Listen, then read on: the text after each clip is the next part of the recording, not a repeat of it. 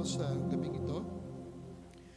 Hallelujah. Hindi ko na kayo patatayuin sa pagbasa ng text sapagkat I believe na matagal na kayo nakatayo, rather. At marahil ang iba sa inyo ay pagod sa magdamag na araw, oras na lumipas. At sa gabing ito, ako ay mangungusap ng maikli lamang. Hopefully na matapos natin ito bago mag-9. So tulungan tayo ng Panginoon at ito ay aking mailatag sa inyo. Ito naman ay hindi na sabihin natin na bago, kundi ito ay inyong narinig na. At marahil ako ay magpapaalala. Pangalawa ay marahil ang magbensaheng ito ay magbibigay pukaw sa atin sa huling panahon na anong dapat nating gawin at ang gawin natin ang kalooban ng Diyos. Hallelujah. Sa gabing ito ay gusto kong basahin ang tatlong books.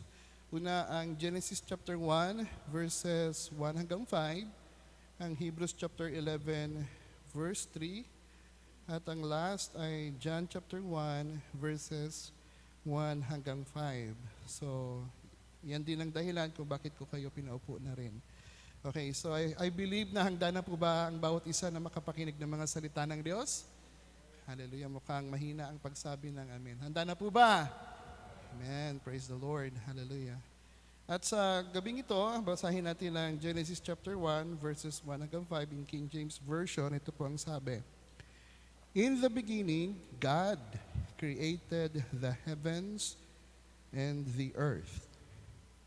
Now the earth was formless and void, and darkness was over the surface of the deep. And the Spirit of God was hovering over the surface of the waters. Yan ang gagawin niya in the first day. Ang sabi sa verse 3, and God said, let there be light. And there was light. And God saw the light was good, and He separated the light from the darkness. God called the light day, and the darkness He called night. And there was evening, and there was morning the first day. Hebrews chapter 11, verse 3. Through faith, we understand that the worlds were framed by the word of God, so that things which are seen were not made of things which do appear. At bago ko pumunta sa John chapter 1, verses 1 hanggang 5, magbigay ako ng introduction. So from Genesis to Revelation, natin mababasa mamaya, marami tayong mga scriptures na bubuksan. Kung napansin natin ang ating binasa, unang-una sa lahat, we keep this in mind that God separates light and darkness. Sa paanong paraan? By His spoken word. Sa pamamagitan ng Kanyang pagbigkas. At ang light is not yung tinatawag na madalas nating nakikita yung illumination, sabihin yung liwanag. Ngunit ang pinapakita para sa akin, mamaya tayo magpapatuloy, ang liwanag na nais ng Diyos, ito ay figurative. Ang meaning nito ay revelation. Okay, pag nabanggit ko ang light, magkakaroon kayo ng kaisipan na ito ay revelation. Ito rin ay buhay. Or ito rin ay ang Diyos na nais niyang i-rebuild ang kanyang sarili. O His nature. So kapag nabanggit na ang light, ay pwede niyong i-connect ang figurative meaning nito na ang Diyos ay liwanag. Siya yung naghahayag ng kanyang kaliwanagan. At ang gusto ng Diyos, siya ay magliwanag. Saan siya magliliwanag? Sa ating mga puso. Nabanggit yan sa 2 Corinthians. At yan ang desire niya na kung saan ang ating buhay gaya ng ating nabanggit in Psalms 119, I believe, ang sabi doon, the entrance of the word. Ang pagpasok daw ng salita ng Diyos sa tao, well, saan yun pupunta? Sa puso. It gives light. At ang gusto ng Diyos, yung liwanag na yan, ay mula sa puso ay magliwanag sa ating buhay. Magliwanag ang ating buhay sa sanglibutan. Sapagkat in Matthew chapter 5, ating mababanggit yan, that we are the children of light. Ang liwanag ay hindi tinatago sa ilalim ng lamesa. Dapat ang liwanag, ito ay nahahayag upang ang ilaw na yan ay magliwanag sa buong lugar. I hope na nasusundan ninyo. At ang darkness naman, it is not the absence of light. Ang darkness na ipapakita natin dito ay hindi yung patungkol sa pag pinatay natin ng ilaw, makita natin talaga physically darkness. Pero ang darkness natin gusto kong ipakita sa gabing ito ay it is the absence of the revealed truth or the revealed word. Ibig sabihin, pag nabanggit ng darkness,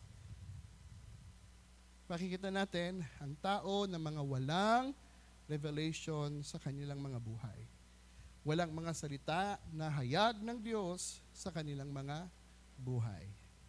So ating makikita yan sa pagbasa natin sa mga sumusunod. So keep that in mind. So I hope na masundan ninyo.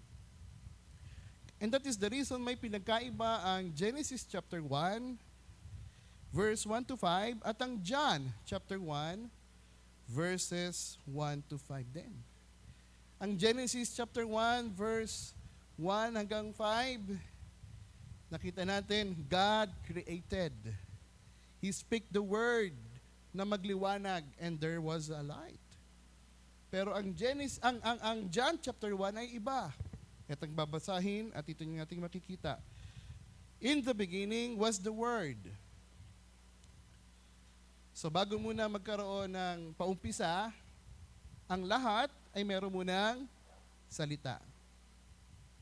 And the Word was with God, and the Word was God. Ang salita ay ang Diyos. At ang salita ay kasama ng Diyos. O ang salita, ang Diyos ay nasa salita. The same was in the beginning with God. All things were made by Him, and without Him was not anything made that was made. So, ang subject dito is the Word. Ang sabi dito, all things were made by Him, by the Word. And without Him or without Word was not anything made that was made. At ang sabi sa verse 4, in Him, meaning in Word, was life. May buhay. And the life was the light of men. Again, ulitin ko itong phrase na to, ang verse 4. In Him was life. Sa Kanya daw, ang salita daw ay naroon ang buhay. At ang buhay na yan, ito ay ang liwanag para sa mga tao. Was the light of men. Okay? And the light shineth to darkness, and the darkness comprehended it not. Now, to emphasize, pag narinig natin the word, ito ay ang Diyos. Ang life, ang buhay daw, ay nasa salita. At ang salita, ito ay ang liwanag sa mga tao. Okay? At ang sabi dito, darkness cannot comprehend or cannot comprehend. Sa ibang salin, cannot understand the light. Now, kung ito ay ating iisipin na physical light, meron bang kakayaan ang darkness na makaunawa ng physical na light? Of course, hindi. And that is the reason yung darkness dito at yung light dito ay figurative. Hindi siya literal na liwanag at hindi rin siya literal na kadiliman or darkness. Sige, magpatuloy tayo para ating lubos na maunawaan. Ang verse 4, verse 5, brother. Okay. And the light shineth in darkness, and the darkness comprehended it not. Verse 6. And there was a man sent from God, whose name was John. The same came for a witness, to bear witness of the light, that all men through him might believe. Notice na may ginamit ang Diyos upang ipakilala ang liwanag na ito. At walang iba kundi si John the Baptist yon. He was not that light. Hindi yun siya yung liwanag na tinutukoy sa Bible na yan, na figurative. But was sent to bear witness of that light. Isinugo siya para mag-bear witness dyan sa liwanag na darating. And verse 9, that was the true light which lighted every man that cometh into the world. At ang sabi ng verse 10, He was in the world, and the world was made by Him, and the world knew Him not. So yung world daw ay hindi siya kilala. Well, kung babalik tayo sa ating unang binasa sa verse 5, darkness comprehended it not. Ibig sabihin, hindi na unawaan, hindi na kilala, hindi na intindihan yung liwanag na dumating. And that is the reason, ang tao na hindi nakakilala sa kaliwanagan, ito ay darkness. At that is the reason, kung papatuloy natin ang ating binasa, verse 11, He came unto His own, and His own received Him not. Ang problema, siya ay naparito para sa kaniyang mga pinili. Alam natin, ang nation of Israel, the chosen people of God, but hindi siya nakilala. Bakit kaya hindi siya nakilala? Well, tayo mamaya ay magbibigay ng mga talata upang mating maunawaan kung bakit hindi siya nakilala. Again, to emphasize, balik tayo sa verse 4 and 5, to emphasize the word, ito ay ang Diyos. Life ay nandoon sa salita, at ang life na yan is the light of man, and darkness cannot comprehend or understand the light. Okay. So, kung merong figurative, ay meron ding reality. Okay? So, kung merong pinapakita ang Panginoon na shadow, meron niyang reality. Okay? So, ang reality, ang liwanag, ay ang Diyos. So, I want you to take note that ang light na yan ay ang Diyos. Ang light na yan is the word of life. Well, susuportahan natin ng verse sapagkat binasa sa 1 John chapter 1 verse 5, God is light and in Him no darkness at all. So, totoo, ang light na yan ay ang Diyos. At ang salita, ang light na yan ay ang salita ng buhay. Okay? And darkness, ang reality nito, ang darkness ay ito ang state of being with no light. Well, na-notice niyo yung being, ang kalagayan ng isang tao na walang light. Meaning, walang Diyos na kinikilala, hindi na pagkakakilala ang Diyos, walang salita ng Diyos. A state of being with no light. Ang tawag doon ay darkness. Or sa ibang salin, being ignorance of God and His Word. Well, maraming tao na nakiklaim that they have the Word. But there's a problem with the Word. Kapag ang tao ay hindi marunong magbasa ng salita, and he said, I have the word.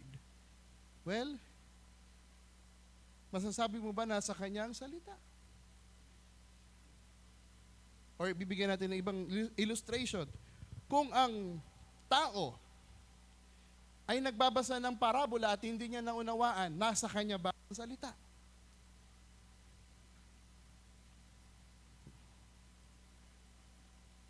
Paano natin masasabi na ito ay ating lubos na nauunawaan? Well, kapag yan ay inihayag sa iyo ng Diyos. Sabi ng mga disipulo sa ating Panginoon, Panginoon, o Jesus, bakit ka nagsasalita ng mga parabola? Hindi namin maintindihan.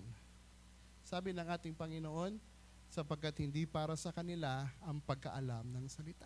Pwedeng sino man mag-angkin ng mga salita, ngunit kapag ito ay hindi binuksan ng Diyos sa kanila, they were puzzled, they were confused. Well, ang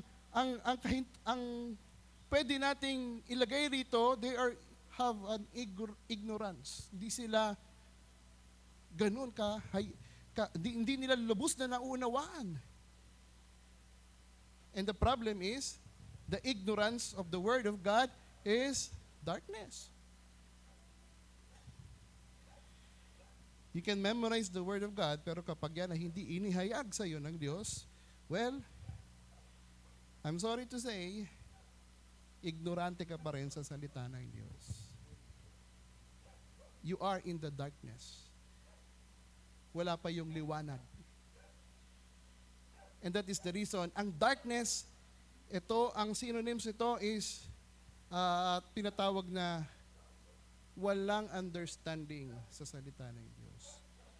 And that is why, sa huling panahon, kailangan natin ng banal na Espiritu.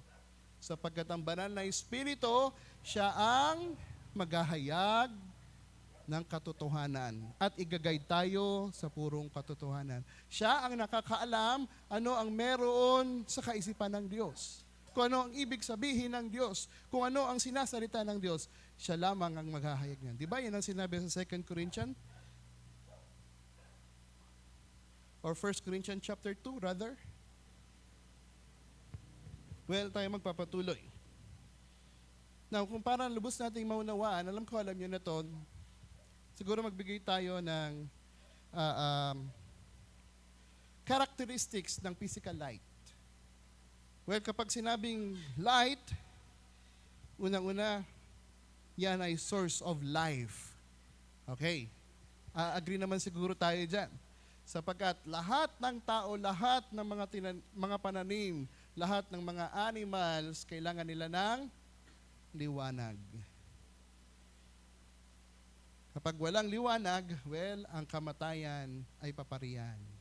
Subukan niyong magtanim ng isang halaman at huwag niyong paarawan. Sisiguraduhin ko, kahit anong dilig niyo dyan, hindi yan mabubuhay. Hindi yan tatagal. Yan ay mamamatay rin. And that is the reason, physical light na pinag-usapan natin, the source of life. Well, sa pagbabiyahe sa gabi, kinakailangan natin ng liwanag, physical light, para makita natin ang mga daraanan at yung mga object na nasa kadiliman, kapag yan ay naliwanagan, ito ay iyong makikita at ito iyong maiiwasan. And that is the reason, ang physical light na ating pinag-uusapan, it reveals what it is hidden. Inihahayag nito ang mga nakatago. Kapag nagkaroon ng kaliwanagan, makikita yung nakatago, ito ay makikita mo ng hayag.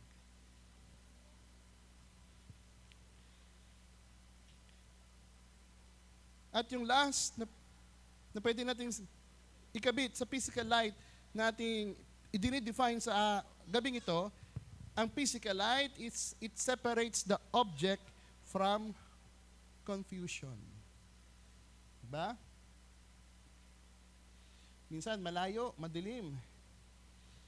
Tingin mo sa taong yun, baka yan ay si Brother Michael kasi medyo malaki. Kasi nasa dilim siya, makikita mo lang figura eh. Tama po ba? Pero pag niliwanagan mo, ay hindi pala si Brother Michael, si Brother Philip pala. So, it separates believers or separates yung object from confusion. Kasi kapag hindi natin nakikita sa kaliwanagan, well, confused us. Ano nga ba yun? Ano nga ba yun? Hindi ko makita. Naaninag ko lang. Walang ganun kaliwanag. Para bagang shadow. Walang kang nakikitang reality. Pero once na yan ay naliwanagan, makikita mo na ang realidad. At hindi ka na mako-confuse. Pwede mo nang idirekta. Yun ay si Brother Philip. Okay, so hindi ka na magdududa. Well, the spiritual light, gaya ng ating nabanggit, so bibigyan lang natin ng definition. Ang spiritual light, ito yung salita ng Diyos o ang hayag na salita ng Diyos na walang iba na makikita natin sa mga scriptures. Tama? Wala namang ibang pinagwikaan ng Diyos kundi yung mga pinili niyang mga prophets noon na magsulat. And that is the reason, makikita natin ang 2 Timothy chapter 3 verse 16, they are inspired. All scriptures were inspired by God. Then alam naman natin ng Diyos ay spirit, ngunit siya ay gagamit ng tao upang ang tao na yan ay magsulat at maghayag ng salita ng Diyos. Amos chapter 3 verse 7, walang ibang gagawin ng Diyos liban na ito'y unang ihayag niya sa mga lingkod niya, sa propeta. At from the prophet, ang Deuteronomy chapter 18, kung ano ang sinabi ng Diyos, yun lamang din ang kaniyang sasabihin.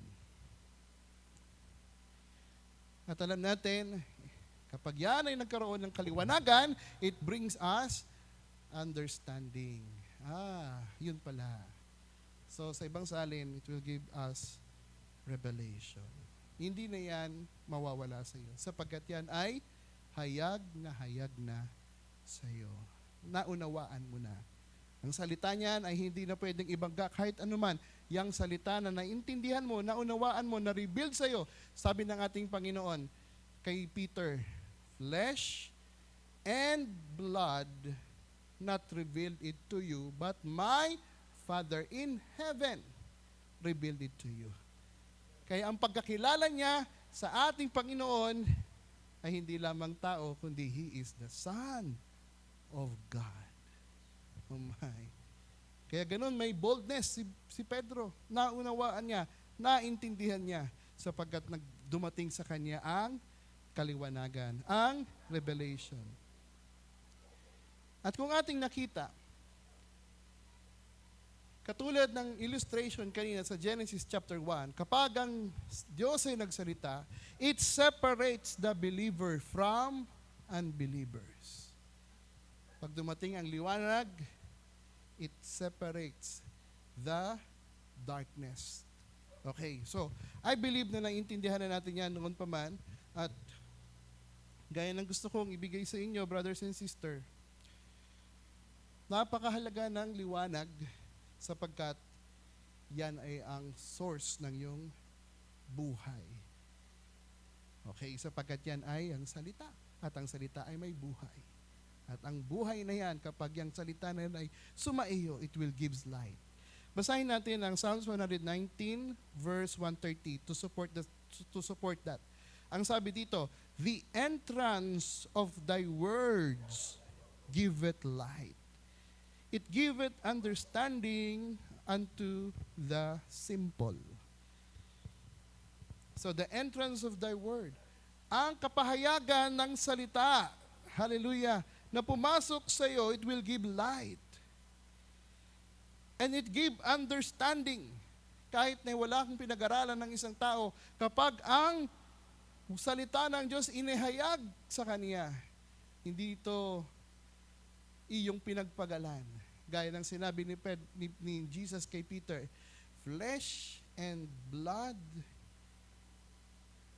ay hindi mo nakuha yan.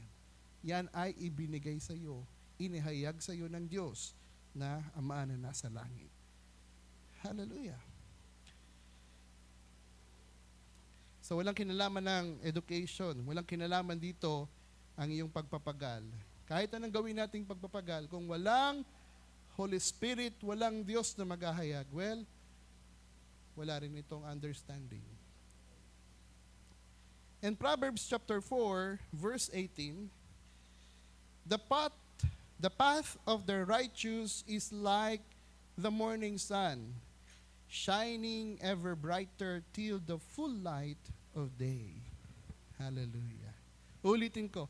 Ang dinaraanan daw ng righteous is like the morning sun, shining ever brighter till the full light of day.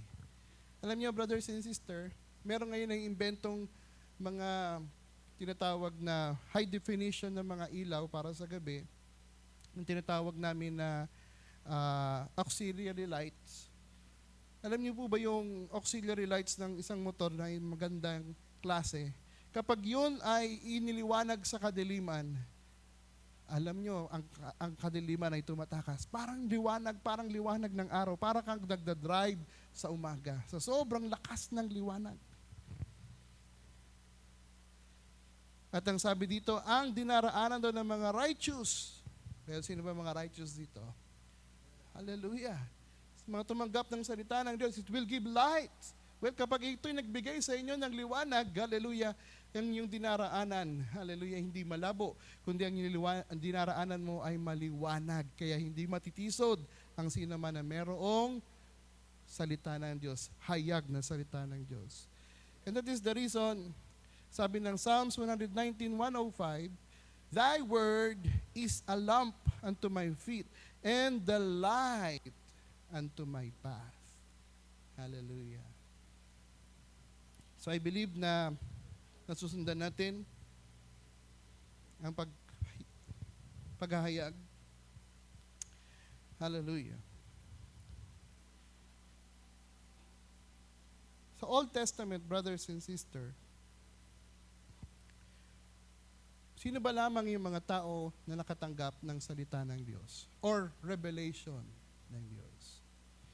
Well, pwede kong sabihin una siguro si Noah. In John chapter 6, si Noah, in his generation, he is perfect. Lumalakad siya sa tama. At dumating ang salita ng Diyos sa kanya. At ang sabi ng Diyos sa kanya, i-paraphrase ko na lang, Noah, gugunawin ko ang mundo. Pero ako'y nalugod sa iyo. Gusto kong iligtas ka. Ganito gawin mo para maligtas ka sa destruction na gagawin ko, sa judgment na gagawin ko. Gumawa ka ng arka. Sabi ni Noah, ano yung arka? Okay, ganito gawin mo. Binigyan ng Diyos siya ng instruction. Ang unang, sabihin natin, shipbuilder.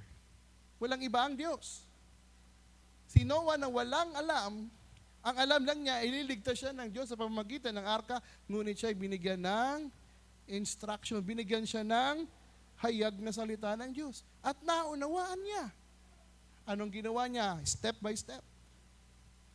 At hindi madali ang paggawa ng arka. It took him 120 years. Can you imagine? Pero hindi lamang pagbibuild ng ark yung kanyang ginagawa. Sabi ng Bible in 2 Peter, siya rin ay preacher of righteousness. Siya yung pinaghayagan ng revelation o pinaghayagan siya ng Diyos, ninibuild ng Diyos ang gagawin niya sa mundo kay Noah. Well, kung ikaw ay nakapakarinig ng revelation ng Diyos na gugunawin ng mundo, alam mo kung ano ang mangyayari? Well, ikaw ay, of course, unang-una mong ililigtas ang mga mahal mo sa buhay.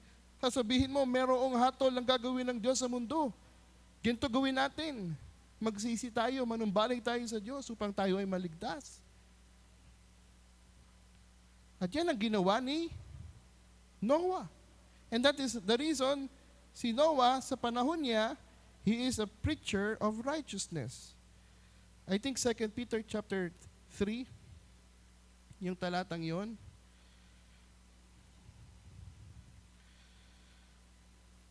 Verse,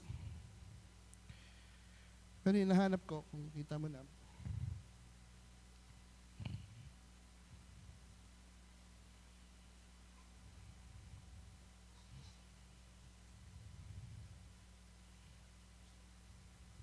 Nawala sa note ko, pero hanapin natin. 2 Peter chapter 3.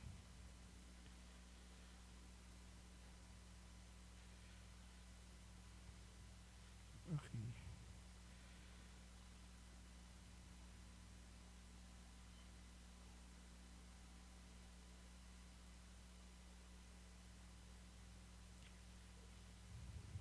Chapter 2, verse 5. 2 Peter chapter 2, verse 5.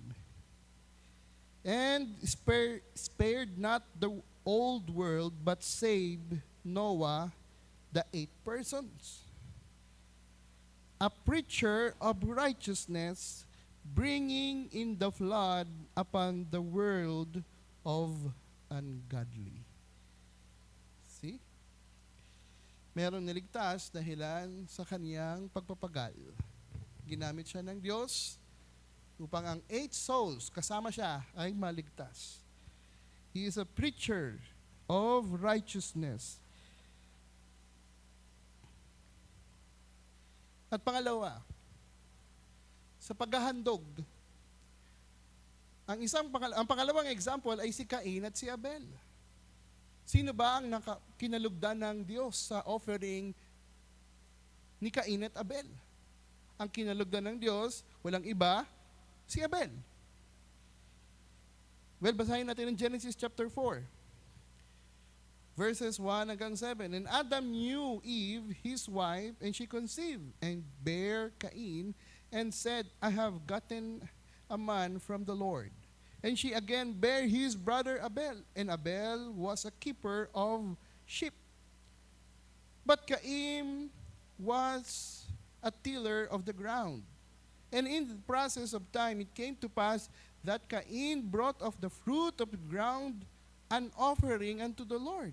And Abel, he also brought of the firstling of his flock and of the fat thereof. And the Lord had respect unto Abel and to his offering. But unto Cain and his offering he had not respect. And Cain was very wroth, and his countenance fell. And the Lord said unto Cain, Why art thou wrath? And why is thy countenance fallen? At ang sabi ng Diyos, If thou doest well, kung ikaw ay gumawa ng tama, shall thou not be accepted? And if thou dost not well, sin lieth at the door, and unto thee shall be his desire, and thou shalt rule over him.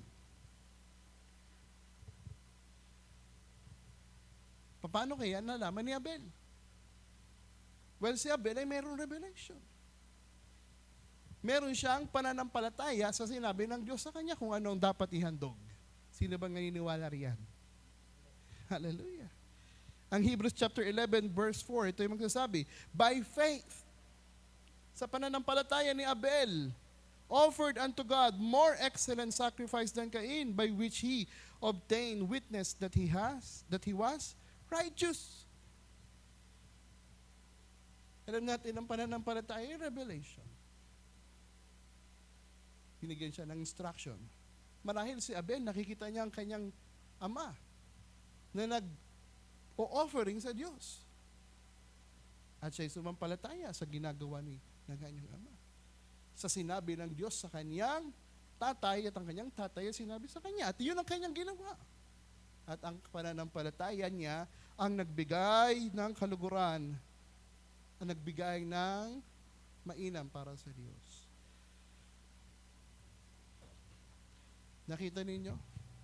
Ang walang alam sa kalooban ng Diyos, sa kagustuhan ng Diyos, sa plano ng Diyos, sa layunin ng Diyos, gagawa yan ng mga bagay na kung ano ang inudyok ng kanyang sarili. It in which leads to, maganda mag-offering, but kung hindi yan ang nais ng Diyos, it will lead, sasabihin natin na, sabihin sa iyo ng Diyos, hindi ko kailangan yan. Bakit mo ginawa yan? Rejection. And that is the reason, that's the problem. Darating daw ang panahon, Maraming tao magsasabi, Lord, Lord, nagpagaling kami ng sakit sa pangalan mo, nagpalayas kami ng demonyo sa pangalan mo. Pero sabi ng Panginoon, lumayo kayo sa akin. Hindi ko kayo nakikilala. Kayo manggagawa ng katampalasanan. Sino lamang ang kinalulugdan ng Panginoon? Yung gumagawa ng kalooban ng Diyos. Gumagawa ng kalooban ng Diyos. Meaning, merong inihayag ang Diyos sa kanila. Hallelujah.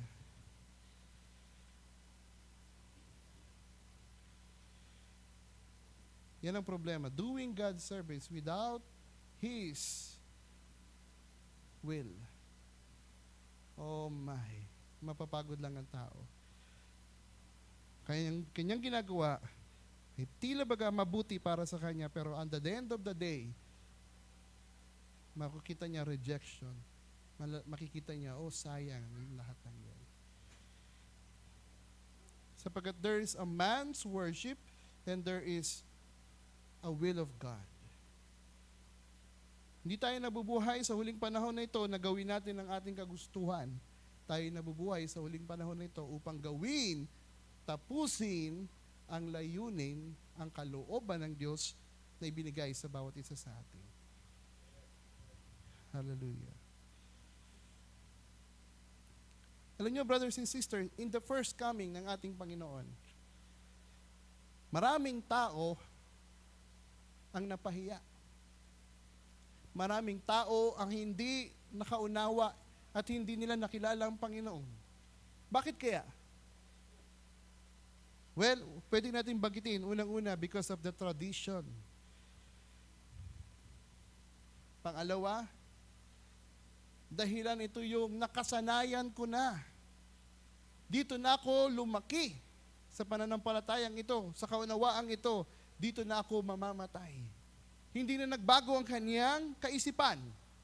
Kung ano ang kinalakihan niya sa kanyang mga magulang, ipinasa sa kanya, well, hindi na siya saliksik sa kalooban ng Diyos. At the end of the day, isang matatanggap nila is rejection. Oh my. Ang book of Isaiah, chapter 29, verse 13, ang sabi dito, the Lord says, these people come near to me with their mouth and honor me with their lips, but their hearts are far from me. Their worship of me is based on merely human rules they have been taught. Oh my. Ano yun?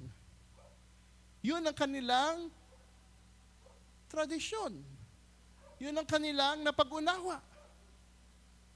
At hindi na inalam kung anong kalooban ng Diyos. Bakit? Hindi ipinahayag sa kanila ng Diyos. Oh my. Sabi ng Diyos yun, ha? These people come near to me with their mouth and honor me with their lips, but their hearts are far from me. Their worship of me is based on merely human rules they have been taught. Well, ang doktrina ay sa tao. Ang tao ay gumagawa ng kanilang doktrina, ngunit hindi pala kalooban ng Diyos. Oh my. Pagdating ng panahon, rejection sa Diyos. Ang John chapter 12, verse 42 hanggang 43. Sa 41, Isaiah said this because he saw Jesus' glory and spoke about him. Come on. Isaiah said this because he saw Jesus' glory and spoke about him. Meron bang kapahayagan sa Isaiah? Of course. At ang sabi dito, nakita niya ang Panginoon sa hinaharap. Ang Panginoon in His glory. At siya ay nagsasalita patungkol sa Panginoon. At ang sabi ng verse 42, yet at the same time, many even among the leaders believe in Him. But because of the Pharisees, dahil lang daw sa mga namumuno, they would not openly acknowledge their faith to fear they would not be put out of the synagogue, for they love human praise more than praise of God. Hallelujah. Sapagkat ang tao minsan, kapag sila ay, naalala ko yung sa panahon nila Rizal, ang tao ay takot na takot sa mga pari. Sapagkat kapag daw ang tao ay kinalaban ng pari, ang aral ng pari, itatakwil sila sa Katolika. Ang mangyayari sa tao, ang alam nila, may pinili ang Diyos, ang mga pari na malapit sa Diyos. Kapag sila ay tinakwil, hindi na sila makakalapit sa Diyos. And that is the reason, ayaw nilang bumitaw. Ayaw nilang umalis. Because of their leaders, na tinatakot sila.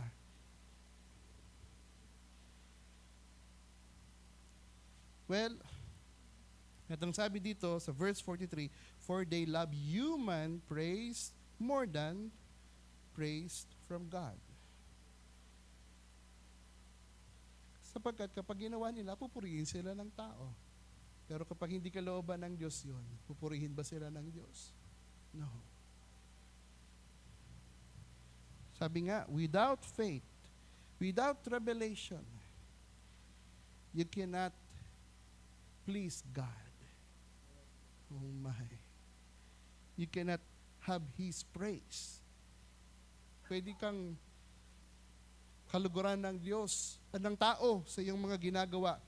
Ngunit, dapat mo munang alamin kung kinalulugdan ba ang iyong ginagawa kapag ang Diyos na ang tumitingin sa iyo. Sino ang iyong audience? Ang tao o ang Diyos?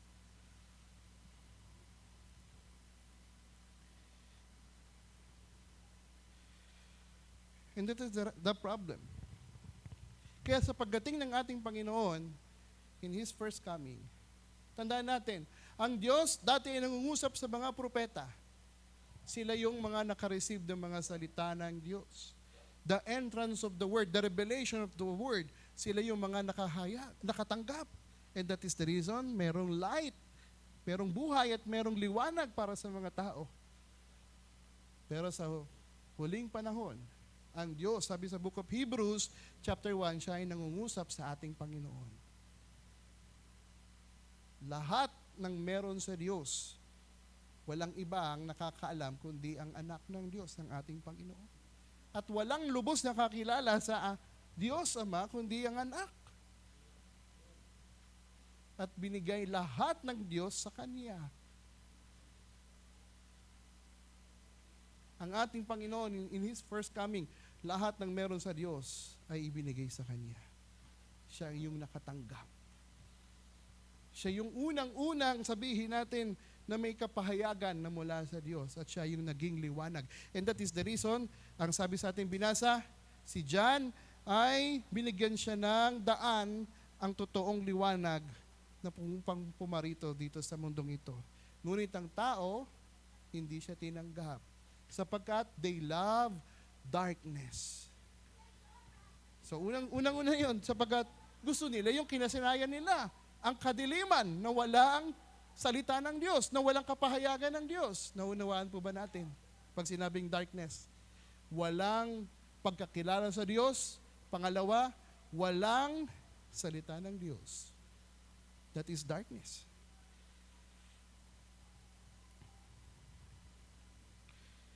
Oh my.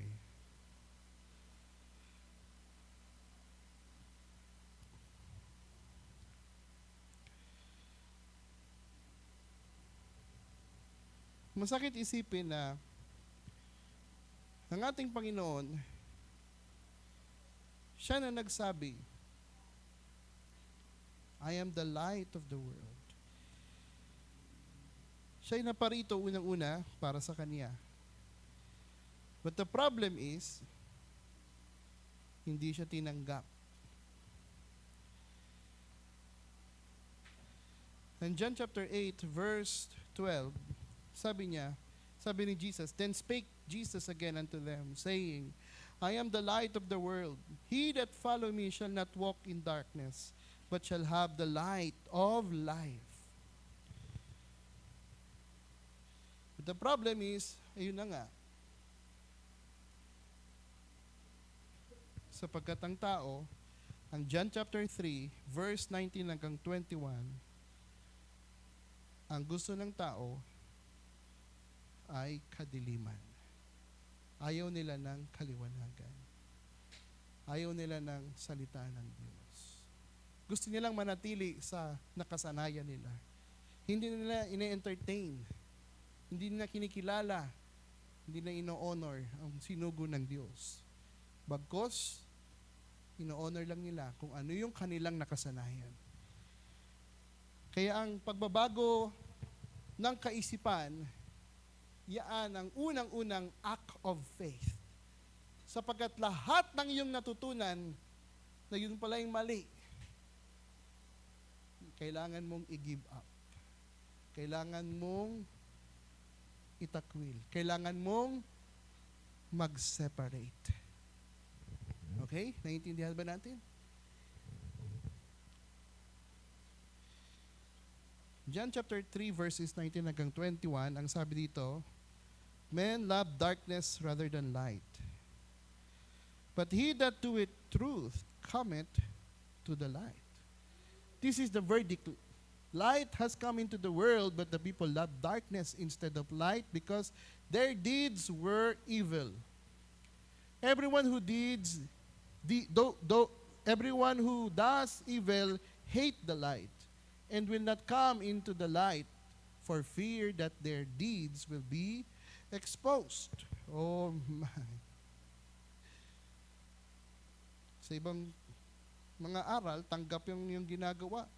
Pero sa salita ng Diyos, ang liwanag, kapag yung ginawa, hallelujah, it's a karumalduman.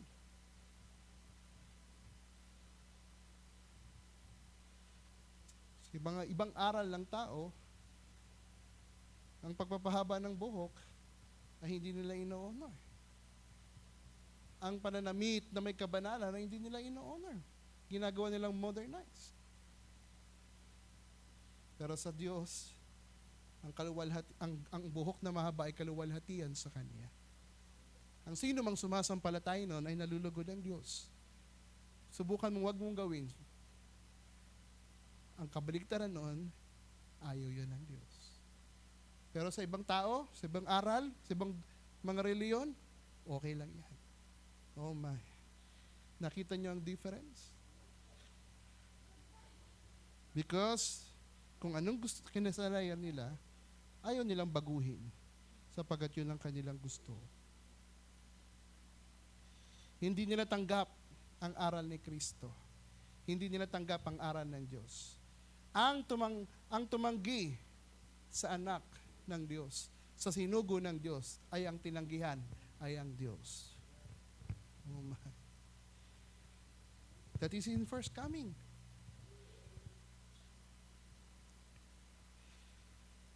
Ang John chapter 6 verse 66, nangusap ang Panginoon, ang aking laman, ang iyong kanin, ang aking dugo ay inyong inumin. Ang John chapter 6 verse 66, ang sabi doon, from that time, many of His disciples, come on, it is His disciples. Hindi lahat ng mga sumusunod sa Kanya ay mayroong kapahayagan. Mayroong lubos na kaunawaan. Pagkilala sa Kanya. From this time, many of His disciples turned back and no longer followed Him. At ang sabi ni Peter, sabi ng Panginoon sa mga alagad, you do not want to live too, do you? Jesus said sa 12 disciples. And Simon Peter answered Him in verse 68, Lord, to whom shall we go? You have the words of eternal life. We have come to believe and to know that you are the Holy One of God. Oh, hallelujah. Sino lamang sila nang sumunod sa ating Panginoon na merong disipulo na merong revelation. Hindi lahat na nakapakarinig sa salita ng Diyos na sumunod sa ating Panginoon ay merong tunay na revelation. Pag dumating sa aral na hindi nila maunawaan, hindi nila kayang itong lunukin.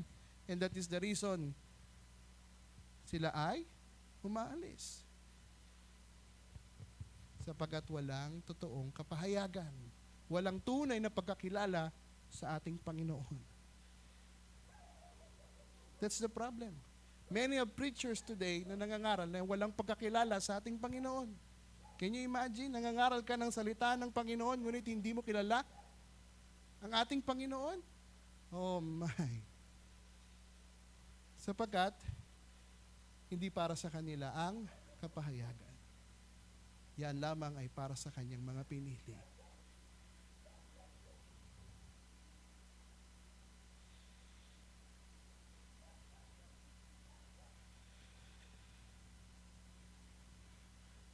Sa mga salita ng Panginoon, marami ang na-offend.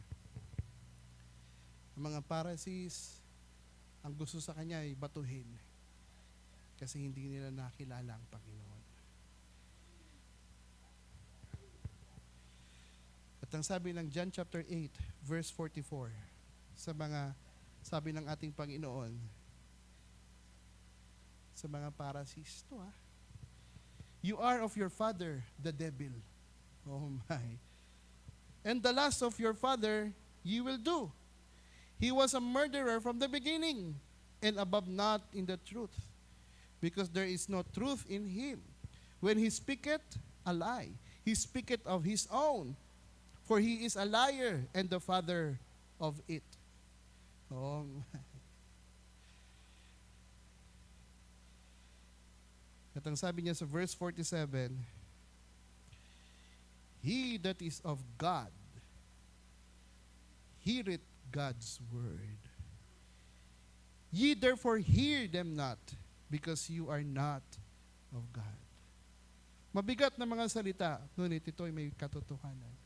Sino lamang ang makakapakarinig? Siyempre, yung mga pinili niya. Sabi ng ating Panginoon, my sheep hear my voice. Kung hindi ka tupa, hindi mo maunawaan ang mga salita niya. Only the sheep. Ang mga tupa, ang mga pinili niya, yun lamang ang makakatanggap sa Kanya. And that is the reason, kahit na anong bigay natin sa kanila ng pagpapaliwanag, hindi pa rin lubos nilang maunawaan sapagkat hindi inahayag sa kanila ng Diyos Ama ang kapahayagan patungkol sa anak ng Diyos.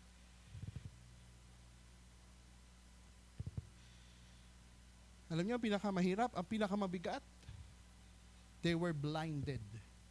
Sapagkat meron daw, God of this world blinded them. Oh my. 2 Corinthians chapter 3, verse 4. Chapter 4 rather, verse 3 hanggang 4. Basahin natin. 2 Corinthians chapter 4, verse 3 hanggang 4. And even our gospel is veiled. It is veiled to those who are perishing. The God of this age has the God of this age has blinded the minds of unbelievers so that they cannot see the light of the gospel that display the glory of Christ, who is the image of God. Well, nakakatakot. Kung hindi natin lubos na makilala, hindi natin maunawaan, baka we are blinded. Oh my.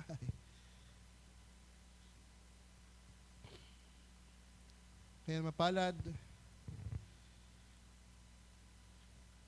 ang mga anak ng Diyos nakaunawa kahit kay simple lang mamamayan sa mundong ito. Ngunit mapagpasalamat tayo dahil sa biyaya niya, binigyan tayo ng kapahayagan sa pagkakilala sa ating Panginoon, sa salita ng Diyos.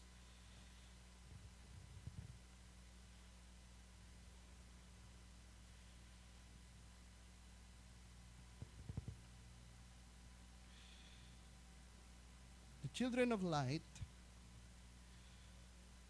ang sabi doon sa John chapter 1, verse 12 hanggang 13.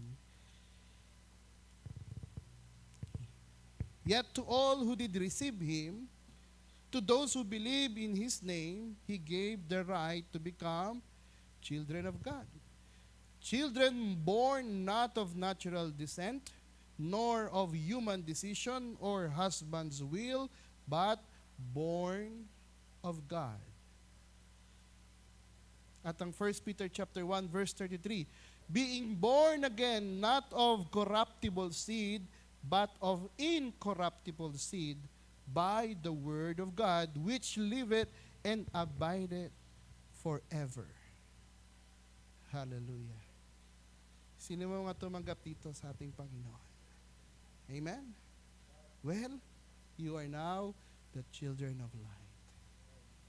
If you are the children of light, of course, sabi ng book of Ephesians chapter 5, you have to walk in the light. Because before, you were sometimes, verse 8, Ephesians chapter 5, verse 8, for you were sometimes darkness, but now you are light in the world. You are the light in the Lord. Walk as a children of light.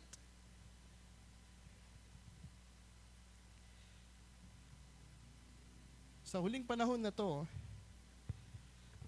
ating dinidiscuss pa lamang dito sa first coming, sa huling panahon, bago dumating ang ating Panginoon, merong extreme na anak ng kadiliman at meron din extreme ng anak ng kaliwanagan.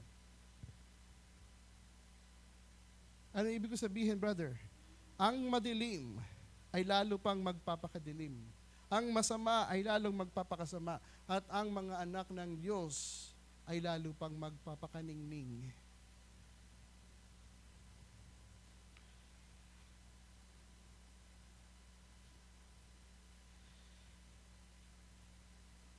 Alam niyo po ba na kailangan natin mag-multiply?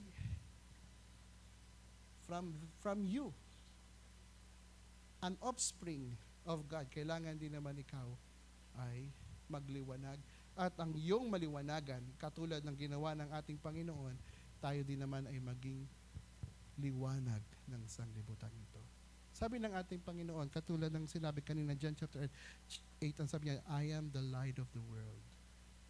In His first coming. Pero sa huling panahon, we are the light of the world na dapat magningning. E paano ka magningning kung wala kang salita ng Diyos? Or pwede nating i-rephrase, paano ka magningning kung wala kang kapahayagan ng salita ng Diyos? So merong obligation. Ang mga bawat na tumanggap ng kanyang hayag na salita, ang obligasyon, tayo ay magliwanag.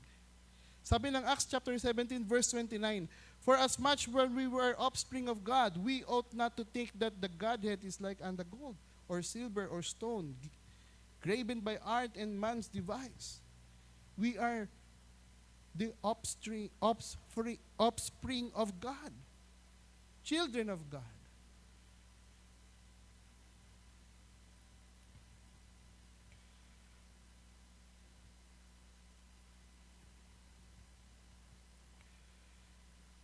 Matthew chapter 5, verse 14.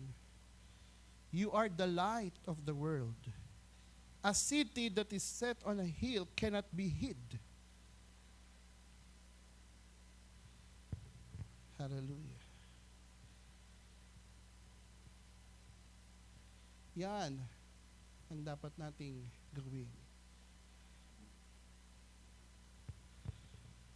Ang 1 Thessalonians chapter 5, verses 1 hanggang 5.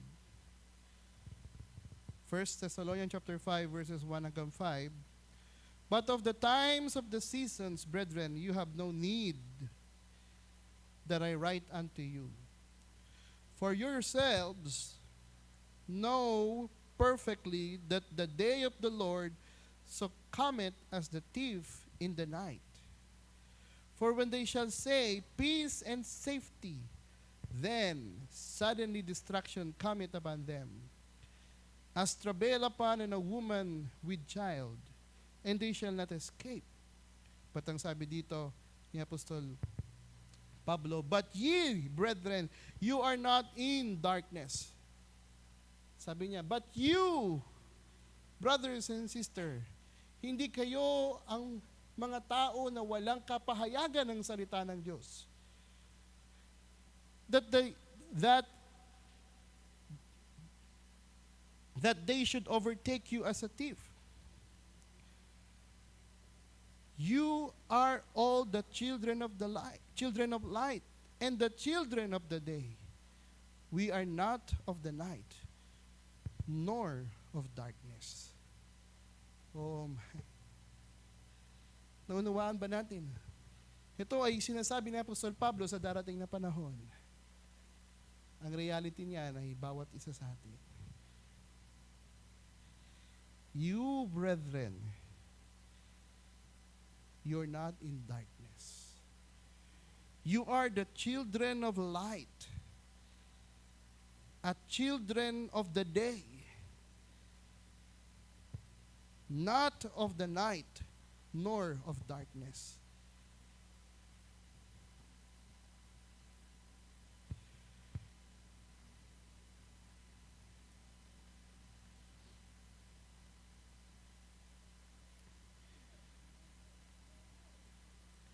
Kasi ng ating Panginoon nung umalis,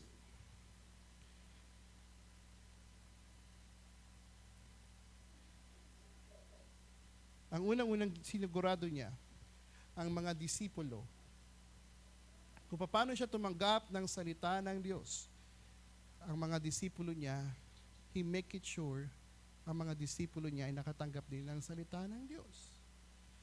Ang John chapter 17 verse 4, ang sabi dito, I have glorified thee on earth. I have finished the works which thou gavest to do. Ang verse 6, I have manifested thy name unto men, which thou gavest me unto the world. Thine they were, and thou gavest them me, and they have kept thy word. At nakita na nga Panginoon, ang mga pinili ng Diyos ay binigay sa Kanya, they kept yung salita ng Diyos.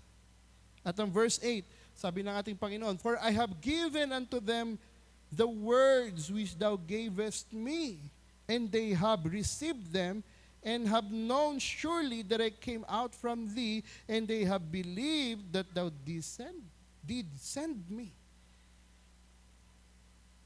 At ang verse 14, I have given them thy word, and the world had hated them, because they are not of the world, even as I am not of the world.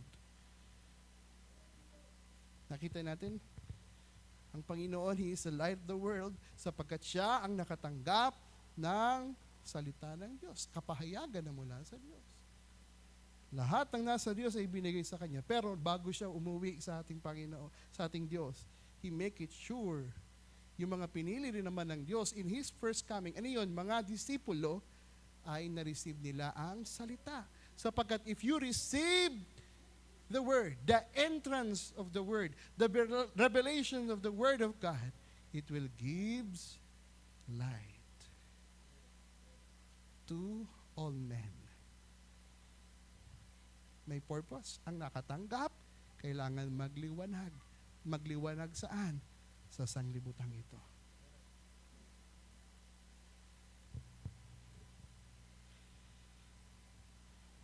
Yan ang gusto ng Diyos. Mula sa una hanggang sa first coming, hanggang sa panahon natin ngayon. May mga propesiya ang mga apostol na dapat sa huling panahon, ganito ang magiging kalagayan ng mga believers. But the problem is, kung na-notice nyo ang 1 Thessalonians chapter 5, merong binanggit. Sa panahon daw na darating na yon, as a thief, darating daw siya as a thief of the night. Bakit? Sapagkat sa panahon na darating daw ay punong-puno na ng kadiliman. What is that? Wala nang kaliwanagan. Wala nang purong salita ng Diyos. Wala nang tunay na kapahayagan ng Diyos. Nahaluan na ng mga aral ng tao.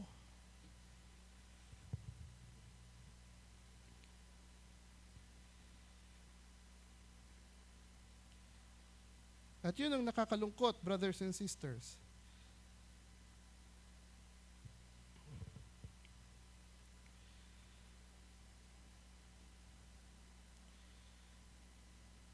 Kaya ang tinutukoy ni Apostol Pablo dito, sa panahon na yon, punong-puno ng kadiliman. Kung titingnan natin ang illustration na pinakita ni Brother Branham from Ephesus hanggang sa panahon ng Laodicea, makikita niyo yung solar eclipse, yung liwanag at saka yung kadiliman. Halos nilamon na ng kadiliman ng kaliwanagan. Kaunti na lang ang liwanag. Halos talagang ay lahat ay wala ng kaliwanagan. Ganon sa panahon na darating. Punong-puno ng kadiliman. Ibig sabihin, walang salita na kapahayagan ng Diyos sa tao. Sapagkat ang kapahayagan na meron ng tao ngayon sa huling panahon ito ay punong-puno na ng aral na hinaluan ng tao. Kaisipan ng tao. Baka ito yung ibig sabihin ng Diyos. Pag ang tao ay nagsalita na baka ganito, oh my, walang kapahayagan yun. Huwag niyong paniwalaan. Sapagkat it will leads you separation sa kaliwanagan ng Diyos. Pero ang sabi niya, the children of light, makikita ninyo yan, kayo na mga anak sa liwanag, kayo ay merong kaliwanagan. Kayo ay magliliwanag. Sapagkat wala sa inyong kadiliman. Sapagkat kayo ay napagpahayagan ng salita ng Diyos. Alam nyo, sabi ng ating Panginoon, sa huling panahon, katulad ito sa panahon ni Lot. Ano ba yung sa panahon ni Lot? Sa Sodom at Gomorrah. Ang Sodom at Gomorrah ay punong-puno ng kasamaan. Ilan lamang sila naroon? Ilan? 4. Si Lot, si Mrs. Lot, at saka kanyang 2 niyang anak. Can you imagine yung dami ng kadiliman versus sa kaunti na kaliwanagan?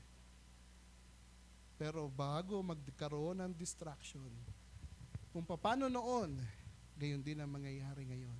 Kasi sabi ng Panginoon, katulad sa panahon ni Lot. Ano yun sa panahon ni Lot? Nagsugo ang Diyos ng messenger para ialis ang pamilya ni Lot sa kadiliman. Para i-separate ang kaliwanagan sa kadiliman. Nagsugo ang Diyos sa huling panahon ng mensaheros. Amen? Upang ihayag ang salita ng Diyos.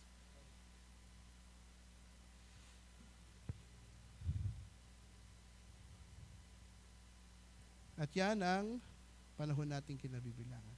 Kung di natin nakilala ang katotohanan, kung di natin naunawaan ang Biblia, ang kapahayagan, ang lubos na kaunawaan ng about ng Biblia, baka katulad din tayo ng mga tao na nagpapalagay. Can you imagine, nagsugo ng anghel ang Diyos sa lugar nila Lot para bigyan sila ng message. Ang message sa kanila, come out. Kayo ay mag-separate sa kadiliman. Well, ang aking title, hindi ko pa naibigay. Ang aking title is The Message That Separates Light from Darkness. Yung message na yan is the revealed word.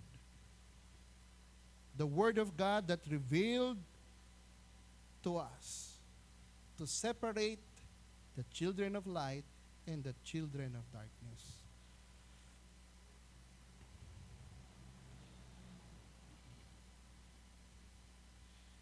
At napakainam sapagkat merong propetang ginamit upang ating lubos na maunawaan. Of course, hindi natin inaalis ang banal na espiritu na siyang maglilid sa atin sa punong katotohanan. Pero hindi rin natin pwedeng alisin ang mentality na meron sa Diyos. Nung ang Panginoon ay umalis, siya ay naglagay ng fivefold ministry. Nandyan ang pastor, nandyan ang prophet, pastor, evangelist, teacher, apostles. Para saan? Upang ang tao ng Diyos ay maging perpekto. Without that, sa tingin nyo ba magkakaroon ng kakumpletuhan? Kada generation, meron ginagamit ang Diyos. Sa panahon ni Noah, ginamit si Noah. Sa panahon ni Abraham, sa panahon, hanggang sa panahon ni Moses, sa panahon natin, laging may ginagamit ang Diyos. Sinusugo niya ang mga mensahero.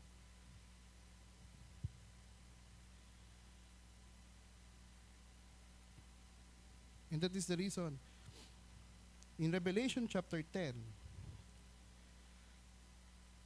verse 1,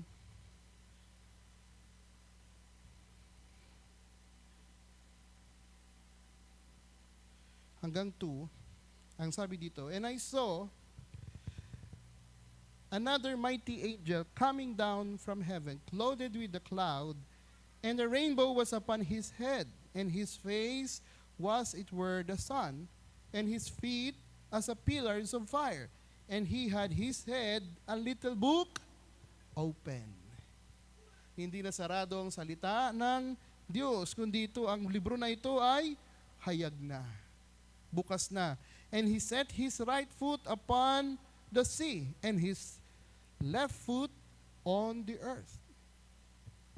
At ang Revelation chapter 10, verse 8 hanggang 11, ang sabi dito, "And the voice which I heard from the heaven spake unto me again and said, Go and take a little book." May nangusap. Sino ang kinausap? Si John. "Go and take a little book which is open in his hand, an angel which I standeth upon the sea and upon the earth. And I went unto the angel and said unto him, Give me a little book. And he said unto me, Take it and eat it up, and it shall make it thy belly bitter, but it shall be in thy mouth sweet as honey. And I took the little book out of the angel's hand and ate it up, and was in my mouth sweet as honey. As soon as I had eaten it, my belly was bitter. And he said unto me, Thou must prophesy again before many peoples and nations and tongues and kings. Kung titingnan natin ito, brothers and sisters, may ginamit ang Diyos upang ibigay ang hayag na salita. Sino yon? Si John. Ito bang John na ito, yung John the Beloved na ating nakita noon? Oh my. It is a figurative na John na ating pinapakita. Hindi ito yung literal na John, the Beloved, na pinaghayagan. Sapagkat it pertaining sa huling panahon. Nakita to ni John in a vision. It's a para sa kanya, ito yung vision lamang. Pero in realidad ng vision ay nasa huling panahon natin. At ang kapahayagan ay nabuksan. Nakita lang ito ni John, ngunit hindi niya ito, nasasabi natin, ma-i-detail. Sapagkat may ginamit siyang John sa panahon natin ngayon. Nakukuha niyo ba, brothers and sisters? Ang Revelation chapter 10, verse 7, "But in the days of the voice of the seventh angel," and basahin nga natin, "But in the days of the voice of the seventh angel, when he shall begin to sound, the mystery of God should be finished, as he hath declared to his servants, the prophets." Well, merong tinig sa hating gabi. Kung paano ang ating Panginoon in His first coming, may naghanda ng daan para sa liwanag na darating. Bago dumating ang Panginoon, in His second coming, meron ding figurative John na gagamitin ng Diyos upang ihanda ang daan ng ating Panginoon in His second coming. Hindi siya yung totoong liwanag, ngunit siya yung ginamit sa huling panahon upang i-testify ang totoong liwanag. Hallelujah. And brothers and sisters, the children of light, naka-receive kayo ng salita ng Diyos, the revealed word of God. Kaya ikaw, you have a confidence na sabihin ito sa tao, sapagkat ito'y hayag sa iyo. Ikaw ang gagamitin ng Diyos din naman upang magliwanag sa sanglibutang ito. Ikaw na nakatanggap, dapat ikaw ay mag-mission to give light to all men. Sapagkat sa huling panahon na to, they were all darkness. And that is the reason, sabi dito, ng Revelation chapter 10, verse 11, and he said unto me, thou must prophesy again before many prophets and nation and tongues and kings. Ang mensahe ay nagpapatuloy. Ikaw ang magpapatuloy nito. May ginamit ang Panginoon, well, bigyan sa iyo ng kapayagan, ikaw ngayon ang tatakbo nito. Nakareceive ka ng revelation, parang baton, ikaw ngayon ang tatakbo ng kapahayagan na ito sa huling panahon ito. Ikaw ngayon ang dapat magliwanag. Brothers and sisters, kung bakit merong nakakapaganda, in Matthew chapter 25, ang wise virgin, sapagkat they have the revelation. Kung bakit sila may extra oil, sapagkat hindi lang sila nagbabaka sigurado, nagiging sigurista, meron silang kapahayagan. At ang Revelation chapter 18 verse 4, and I heard another voice from heaven saying, come out of her, my people, that you be not partaker of her sins, that you have received not of her plagues. Merong mga tinawag ng mga anak ng Diyos sa huling panahon. In Revelation chapter 18 verse 4, come out my people. Once the message that you receive, you will separate your life from darkness. Ikaw na nasa kaliwanagan, well, ang sabi ng Bible in 1 John chapter 3, madali nating makikita ang anak sa kaliwanag. Tulad ng kay Cain, anak sa kadiliman, gagawa ng kadiliman. Pero ang anak sa kaliwanagan, gagawa ng righteousness. Sapagkat sa kanya, walang kadiliman, kundi kaliwanagan. Basahin natin John chapter 3, verse 10 hanggang 13. And this is the children of God are manifest, and the children of the devil. Whosoever doeth not righteousness is not of God. Napakasimple. Neither he that loveth not his brother. For this is the message that you heard from the beginning, that you should love one another. Verse 12, not as Cain, who was of that wicked one, and slew his brother, and whereof slew ye him, because his own works were evil, and his brothers righteous. Hallelujah. Last verse, 13. Marvel not, my brethren, if the world hate you.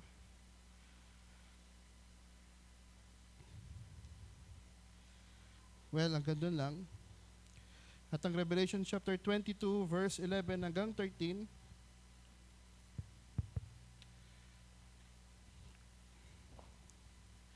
ito ngayon, mapagkakakilanlan. He that is unjust, let him be unjust still. And he which is filthy, let him be filthy still. And he that is righteous, let him be righteous still. And he that is holy, let him be holy still. Well, sa huling panahon, ang masama ay lalong magpapakasama. Pero ang mga anak sa liwanag ay lalong magliliwanag. Ikaw na tinawag na banal, hindi ka lamang tinawag na banal upang manatiling banal, kundi ikaw ay lalong magpapakabanal. Nakita niyo yung extreme? Extreme na gumagawa ng kadiliman at extreme na gumagawa ng katwiran ng Diyos. Bakit? Sila lamang ang merong kapahayagan ng Diyos. Tayo ay tumayo sa gabing ito. I believe na bigay ko na ang pinaka konsepto ng aking gustong i-drive. Pag sinabing light, ito yung state of being who has a revealed word of God. Pag sinabing darkness, itong state of being without the revelation of Word of God. Without the Word of God. And to those who are the children of light, and to those who have a revelation of the Word of God, ang iyong obligasyon ay magliwanag sa sanglibutan ito. Sapagkat tayo ang ilaw ng sanglibutan. In His first coming, ang Panginoon ay naging isang ehemplo. Lahat ng merong kapahayagan sa Diyos, ibinigay sa Kanya. Wala nang sino man nakakilala sa Ama maliban sa Anak. Ngunit hindi nagtatapos doon. Mula sa ating Panginoon, ibinigay niya sa Kanyang iniibig na pagbigyan ng kapahayagan. At ang sino man nakatanggap ng kapahayagan na yan, your obligation, katulad ng ginawa ng mga disipulo, sabi ng ating Panginoon,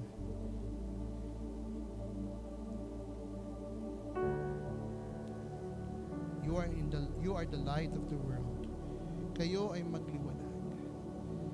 At ang sabi niya in John chapter 8, ang sino man na sumusunod sa akin, ang sino man nakatanggap ng kanyang salita at ito'y kanyang ginagawa, siya ay lumalakad sa kaliwanagan at wala sa kanya kadiliman.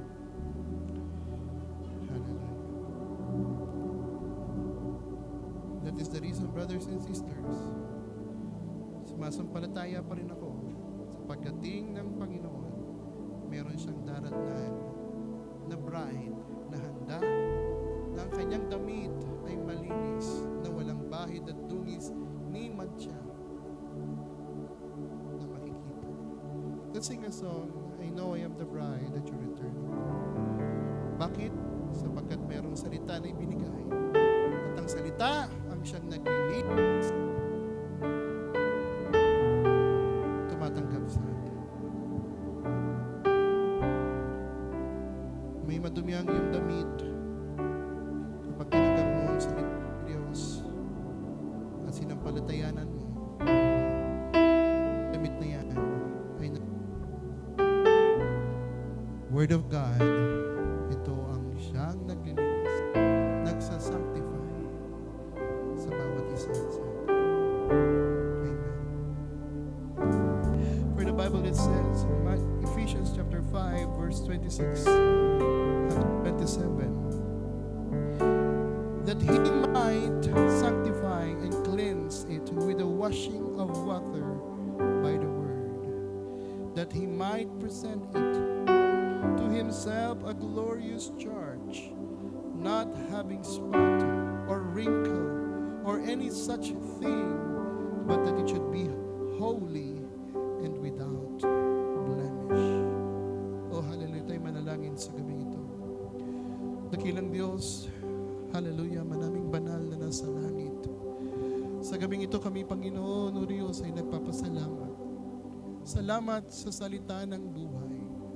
Salamat sa kapahayagan ng iyong mga salita, O Diyos. Salamat sa karunungan at kaunawaan na aming natanggap, O Diyos. Salamat sa banal na Espiritu na siyang tumulong sa amin upang maunawaan namin, Panginoon, ang nais mo sa huling panahon ito, O Diyos. Aming nakita, O Diyos, ng iyong salita, hallelujah, ay nagbibigay ng buhay sapagkat ang iyong salita ay buhay. At ang iyong salita, hallelujah, mula sa buhay na yan ay nagbibigay ito ng liwanag, hallelujah, sa katauhan. At Lord, naunawaan namin, hallelujah, nang ikaw ay nagsugo ng iyong mga salita, hallelujah. Mula sa panahon, sa generation ni Noah, ni Adan, ni Noah, hanggang sa panahon namin ngayon na Diyos, meron paghihiwalay ng kaliwanagan at ng kadiliman. At sa huling panahong ito, Diyos, aming tunay na nasasaksihan na merong extreme na kadiliman, na tila baga na wala ng kaliwanagan na natitira pa. Ngunit salamat, O Diyos, kami ay yung pinili sa kalagayang ito, sapagkat kami na yung mga pinili, hallelujah, ay pinaghayagan mo ng yung mga salita. Ikaw na siyang, O Diyos, hallelujah, na kumatok sa aming mga puso. Ikaw na siyang unang lumapit, ikaw ang siyang unang gumawa, hallelujah. Tumutok-tok ng patuloy sa aming puso hanggang sa aming ikay pagbuksan at ikay aming makasalo. Salamat, O Diyos, sapagkat Lord, sa dami ng tao, sa dami ng mga marurunong sa sanglibutan, sa dami ng tao na mas mabuti pa sa amin, ngunit salamat, kami ay iyong mga pinili, kami ng mga hamak sa sanglibutan ito, kami ang iyong, hallelujah, binigyan, hallelujah, ng pansin. Kami, Panginoon, hallelujah, ang iyong inihiyagang iyong salita sa amin, O Diyos. Kaya kami lubos labis na nagpapasalamat. At naunawaan namin, Panginoon, the entrance of your word, it will give light. Hallelujah. And that light, hallelujah, ang tunay na unang makikinabang kami, O Diyos, sapagkat ang bawat lumalakad sa kalawanagan ay hindi mapapahamak at hindi madadapa. Sapagkat, hallelujah, gaya ng righteous ng kanyang paglakad, hallelujah, sa sanglibutan ito, ay katulad ng liwanag sa araw. Walang kadiliman na sumasakop at kami ay nakakalakad, hallelujah, ng mainang sapagkat Lord, hallelujah, ito iyo, Panginoon, na pinagkaloob sa amin. Thy word is the lamp to my feet and a light to my path. Kami makakaparoon sa nais mo sapagkat you continuing unveiling your word to us upang kami, Panginoon, ay makalakad. At Lord, nais mo rin naman ang bawat isa sa amin gamitin, Panginoon, sa huling panahong ito, Diyos. Hindi lamang magliwanag sa aming pamumuhay, kundi maghayag din naman ng mga salita ng buhay na aming natanggap. Lord, kung anong aming natanggap, hindi namin ipagkakaloob. Hindi kami maaaring humigit sa iyong ipagkakaloob, O Diyos. Kaya naman kami dumadalangin, Lord, we want to know you more. We want you, hallelujah, na maging realidad, maging the fullness of Godhead, hallelujah, na kung saan ito'y mahayag sa aming mga buhay. Upang sa gayon, O Diyos, kami naman ay makapagbigay ng liwanag sa mga taong nasa kadiliman, nandoon sa daan na walang kasiguraduhan. Lord, hallelujah, help us to make an influence sa mundong ito, O Diyos. Oh, hallelujah, gamitin mo kami mightily, powerfully, hallelujah, upang ang tao, hallelujah, makaalam ng katotohanan. Gaya ng iyong nais, Panginoon, O Diyos. Kung bakit namin gagawin ito, sapagkat ito inyong nais sa bawat isa sa amin. In the book of Timothy, 1 Timothy, hallelujah, chapter 2, hallelujah, 3 and 4, ang nais mo, O Diyos, hallelujah, ang tao ay maligtas at hindi mapahamak. At hindi lamang yun, O Diyos, makaalam ng katotohanan, makaalam kung sino ka, Panginoon, O Diyos, sapagkat ito ang iyong nais, O God, hallelujah. Ikaw na may nais dito sa amin, ang iyong plano, ang iyong layunin, ang iyong kaisipan, ang nasa iyong puso, ito'y nais mo, Panginoon, i-display, iyong i-manifest sa bawat isa na kasino man, Panginoon, na nagdi-desire na makilala kang lubos. Lord, hallelujah, tulungan mo kami na magkaroon ng pagkauhaw na kami, Panginoon, ay lumago sa pagkakilala sa iyo. Sapagkat ito rin naman ang nais mo. Sabi ni Apostol Pedro, Panginoon, grow in the grace and in the knowledge of our Lord Jesus Christ. Kung aming napagkilala ang Panginoon, hallelujah, pagkakilala ka namin, O Diyos. Sapagkat, Lord, ang aming Panginoon, hallelujah, is you. He is the express image of you, God, hallelujah, na nahayag sa bawat isa sa amin, O Diyos. Lord, help us, Father God. Tinatagubin namin sa iyo ang mga salita na aming napakinggan, Lord. Ikaw po ay lubos na mag-expound pa nito sa aming mga buhay. We pray to the Holy Spirit na hindi uminto sa pagmiministeryo sa bawat isa sa amin sa gabing ito, kundi ito'y magpapatuloy hanggang kami umuwi, hanggang sa araw pa ng darating sa aming buhay. Father God, ikaw po mag-bless, Panginoon, sa mga nakapakinig. Lord, tulungan mo po ang aming mga kapatid, Lord. Meron man nahihirapan, Lord. Tila baga na madilim at malabo, hallelujah, ang kanyang nakikita. Lord, hallelujah. Help him, Lord, na magkaroon ng lubos ng clear vision, Lord, sa darating Panginoon upang ang paglakad ng aming kapatid ay hindi pa hapay rito doon, kundi ang bawat hakbang na kanyang hahakbangan ay may kasiguraduhan, Lord. We are praying, Father God, sapagkat nasa huling panahon na kami, Lord. Ang aming kalagayan ay nandun na sa lubos na kabanalan at lubos na sa kaliwanagan. Lord, we are praying, Lord. Help us, Lord. At Lord, ingatan mo kami sa aming paghihiwalay. Kung paano kami natid mo rito ng ligtas at payapa, Lord. Ingat ka po rin na mag-iingat sa amin, Lord. Lord, tinatagubilin namin sa iyo ang aming buhay, ang aming mga mahal sa buhay, ang aming mga kapatid sa iyo, Panginoon. Lord, ikaw po ang mabuot sa mga bawat nangangailangan. Tinatagubilin namin once again ang gawain ito, ang aming buhay sa iyong makapangyarihang kamay. Isinasamo at hinihiling sa pangalan ng iyong bugtong na anak,